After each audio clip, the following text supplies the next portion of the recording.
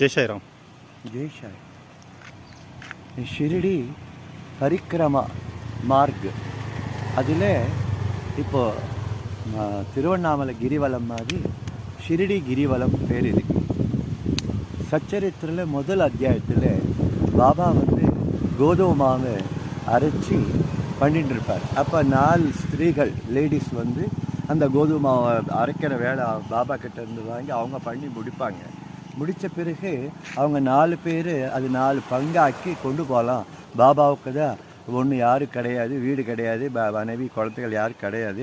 அவர் என்ன செய்ய போகிறார் இந்த கோதுமாவை அப்படின்னு நினச்சி அவங்க வந்து எல்லாம் பாகப்பிரவனை பண்ணிட்டு எடுத்துகிட்டு போக பிரயத்னம் பண்ணிட்டு இருப்பாங்க.